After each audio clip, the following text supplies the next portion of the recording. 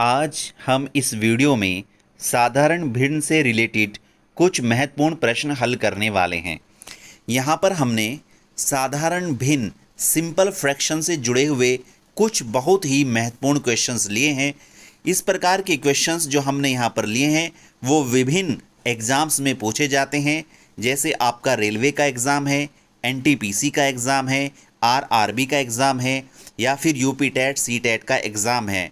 तो अलग अलग तरह के एग्ज़ाम्स में भिन्न से जुड़े हुए इस प्रकार के क्वेश्चंस अक्सर पूछे जाते हैं। तो आइए हम इस प्रकार के क्वेश्चंस को डिस्कस करते हैं और बहुत ही आसान तरीके से इनको हल करना सीखते हैं, और ताकि कम समय में हम इनको एग्ज़ाम में हल भी कर पाएँ। देखिए, यहाँ पे हमने एक क्वेश्चन लिया है। हमारा पहला क्वेश्चन क्या है? एक राशि का 1/3 भाग अशोक को। सबसे पहले हम क्वेश्चन को ध्यान से देखेंगे। एक राशि का 1/3 भाग अशोक को तथा बाकी अनिल को दिया गया। यहाँ पर दो व्यक्ति हैं या फिर कह दीजिएगा दो शख्स हैं। एक राशि का 1/3 भाग अनिल को और जो बचा हुआ भाग है अशोक को, और जो बचा हुआ भाग है वो अनिल को दिया गया। यदि अनिल को 524 रुपये मिले हों, देखिए अगर यदि अनिल को 524 रुपये मिले हों तो अशोक का भाग ज्ञात करें, अर्थात अशोक की हिस्सेदारी बताएं। इस क्वेश्चन में ये पूछा है। यहाँ पर 4 ऑप्शंस दिए हुए हैं। पहला ऑप्शन है हमारा 260 रुपये, और बी ऑप्शन है हमारा 261 रुपये, और सी ऑप्शन है हमारा 262, और फोर्थ ऑप्शन है हमारा 265 रुपये। इनमें से एक ऑप्शन सही है, वही ऑप्शन हमें यहाँ पे सेलेक्ट करना है, चूज करना है। चलिए इस क्वेश्चन के हल को देखते हैं आसान तरीके से, किस प्रकार से हम इस क्वेश्चन को हल करते हैं। देखिए, सबसे पहले अशोक को 1/3 हिस्सा मिला। अशोक को जो मिला है वो 1/3 पार्ट मिला। मान लीजिएगा वो राशि 1 है, यानी कि हम 1 मान लेते हैं, तो 1 का 1/3 हिस्सा अशोक को मिला। जब एक राशि का 1/3 हिस्सा अशोक को मिला तो अनिल का हिस्सा क्या होगा? अनिल का हिस्सा निकालने के लिए हम 1 में से 1/3 घटा देंगे। तो जब हम 1 में से 1/3 घटाएंगे तो हमारे पास आ जाएगा एलसीएम वगैरह लेके 2/3।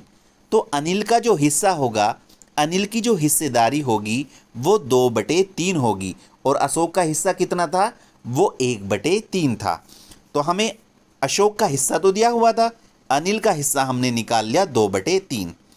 देखिएगा, अब अनिल का हिस्सा जब हमने निकाल लिया, अब प्रश्न में अनिल का जो हिस्सा है वो 524 रुपये दिया हुआ है। कितना है? 524 रुपये। और भिन्न के रूप में अनिल को 2/3 हिस्सा मिला है। क्या मिला है? 2/3 हिस्सा। तो वो जो कुल राशि है वो हमें निकालनी है। उसको निकालने का तरीका ये होगा कि अनिल को जो राशि रुपयों में मिली है 524, उसकी गुणा हम 2/3 के रेसिप्रोकल व्युत्क्रम से कर देंगे। देखिए, अनिल को कुल राशि का 2/3 हिस्सा मिला, तो और वो 2/3 हिस्सा 524 के बराबर है। तो कुल राशि निकालने का तरीका ये होता है, ये आप इसको हमेशा याद रखें, जो हिस्सा अनिल को मिला है 524 को, और जो भिन्नात्मक हिस्सा है 2/3 उसको पलट के गुणा कर दीजिएगा, तो हमें वो राशि मिल जाएगी जिसका बंटवारा अनिल और अशोक के बीच में किया गया है। तो वो राशि हमारी कितनी आ गई? जब हमने 524 की गुणा 3/2 में करी, 2 से 524 को काट दिया, 262 आ गया। 3 को हमने ऐसे ही लिख दिया, तो यहाँ पे 262 गुणा 3 आ गया। देखिए, वो राशि जिसका बंटवारा अशोक और अनिल के बीच में किया गया वो 262 गुणा 3। यहाँ पे हम अभी गुणा नहीं कर रहे हैं। देखिए, अब आगे बढ़ते हैं। अब चूंकि अशोक का जो हिस्सा है वो 1/3 है, प्रश्न में शुरू में ही लिख दिया गया है। प्रश्न में लिख दिया गया है कि अनिल को 1/3 हिस्सा मिलता है कुल राशि का, और यही पूछा है अशोक को, और पूछा भी यही है कि अशोक को कितने रुपये मिले, यही पूछा है। अब हमें कुल राशि मिल गई। देखिए, यहाँ पे हमें क्या मिल गई? कुल राशि मिल गई। तो इसका 1/3 हिस्सा जब हम निकालेंगे तो वो अशोक को मिलने वाले रुपये की कीमत आ जाएगी। अब ये जो हमारी कुल राशि है यहाँ पर 262 गुणा 3, इसको यहाँ पे लिख देंगे और अशोक को चूंकि 1/3 हिस्सा मिल रहा है तो 1/3 से गुणा कर देंगे और 3 से 3 कट जाएगा तो हमारे पास केवल क्या बचेगा, 262। हमारे पास बचेगा 262 इस प्रकार से। तो अशोक की जो हिस्सेदारी हुई वो 262 हुई। अब देखना ये कि हमारा कौन सा ऑप्शन ठीक है। हमारा ऑप्शन सी बिल्कुल सही है, ये हमारा ऑप्शन सही है। ऊपर जो 3 ऑप्शन दिए हुए हैं उसमें हमारा ऑप्शन सी बिल्कुल सही है, यानी अशोक को मिलने वाले पैसों की कीमत 262 रुपये होगी। देखिए इस प्रकार से ये हमारा क्वेश्चन कंप्लीट हो जाता है। एक बार आप इस क्वेश्चन को ध्यान से देख लीजिएगा और आप चाहें तो इसका स्क्रीनशॉट लेकर के अपनी नोटबुक में इसको नोट भी कर सकते हैं। काफ़ी इंपॉर्टेंट क्वेश्चन है। देखिए हमने किस प्रकार से करा है और आप सिस्टमैटिक वे में भी इसको लैंग्वेज के रूप में भी नोट कर सकते हैं, ये आपके बहुत काम आएगा। अब हम नेक्स्ट क्वेश्चन पर बढ़ते हैं। देखिए नेक्स्ट क्वेश्चन क्या है, पहले हम क्वेश्चन को अच्छी तरीके से पढ़ लेते हैं।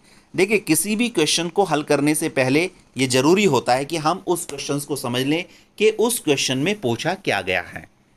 देखिए क्वेश्चन है, एक लड़का एक राशि का 2/3 भाग घूमने पर तथा शेष का 1/6 भाग खाने पर खर्च कर देता है। अब उसके पास 25 रुपये शेष हैं, उसके पास कितने रुपये थे। 4 ऑप्शन दिए हुए हैं। पहला ऑप्शन 100, दूसरा ऑप्शन 60, तीसरा ऑप्शन 90 और चौथा ऑप्शन 120। पहले क्वेश्चन समझ लीजिएगा कि जो लड़का है एक राशि है, उसका 2/3 2/3 हिस्सा घूमने पर, इधर उधर घूमने पर खर्च कर देता है। खर्च करने के बाद जो धनराशि बची उसका 1/6 हिस्सा वो खाने पर खर्च कर देता है। अब उसके पास मात्र 25 रुपये बचे। उसके पास कितने रुपये बचे, उसके पास मात्र 25 रुपये बचे। देखिएगा तो उसके पास कुल कितने रुपये थे, इसको अब हम आसान तरीके से हल करते हैं। सबसे पहले हमें क्वेश्चन समझ में आ जाना चाहिए, फिर धीरे धीरे हम इसको सॉल्व करते हैं। देखिए घूमने पर उसने जो खर्चा किया है वो 2/3 हिस्सा खर्चा किया है, यानी 2/3 पार्ट वो घूमने पर ही खर्च कर देता है। मान लीजिए अगर उसने घूमने पर 2/3 हिस्सा खर्च कर दिया तो उसके पास कितना हिस्सा बचा। यहाँ पे हम हिस्सा निकालेंगे, पार्ट निकालेंगे। देखिए अब 2/3 एक में से हम 2/3 घटा देंगे, क्योंकि हम मान के चल रहे हैं कि वो जो धनराशि है वो पूर्ण रूप से 1 है, यानी 1 का 2/3 भाग घूमने पर खर्च कर दिया तो शेष भाग कितना बचा। तो जब हम 1 में से 2/3 घटाएंगे तो 3 एकम 3 माइनस 2 और बटे 3 बराबर 1/3, ये हिस्सा आ जाएगा। ये अभी भिन्नात्मक भाग है। तो घूमने पर उसने खर्च किया 2/3, खर्च करने के बाद उसके पास 1/3 हिस्सा बचा। अब देखिए ध्यान से देखिए, प्रश्न में ये कहा है जो हिस्सा बचा है, जैसे 1/3 बचा है, इसी का 1/6 भाग वो खाने पर खर्च कर देता है। जब 1/3 का वो 1/6 भाग खाने पर खर्च कर देता है तो खाने पर खर्च करने के पश्चात उसके पास कितना हिस्सा बचेगा। देखिए 1/3 उसके पास बचा और 1/3 का ही वो 1/6 खर्च कर रहा है, तो अब उसके पास कितना बचेगा। तो हम 1/3 में से जितना खर्च हुआ, 1/3 का 1/6वां हिस्सा खर्च हो गया, तो 1/3 का 1/6वां हिस्सा ये हो गया, इसको ही घटा देंगे। देखिए ये इस क्वेश्चन का टर्निंग पॉइंट है। अगर आपको ये कैलकुलेशन समझ में आ गई तो मान लीजिए क्वेश्चन आपके समझ में आ गया। क्वेश्चन की लैंग्वेज को ध्यान से सुनिए। क्वेश्चन में कहा है कि 1/3 का 1/6 हिस्सा हमें खर्च करना है, तो शेष कितना बचेगा। सीधी सी बात है, 1/3 का खर्च हो रहा है तो 1/3 में से हमें 1/3 का 1/6वां हिस्सा निकाल लेंगे और उसको 1/3 में से घटा देंगे। देखिए घटाने पर क्या आता है, यहाँ पर इसको हमने सॉल्व किया है।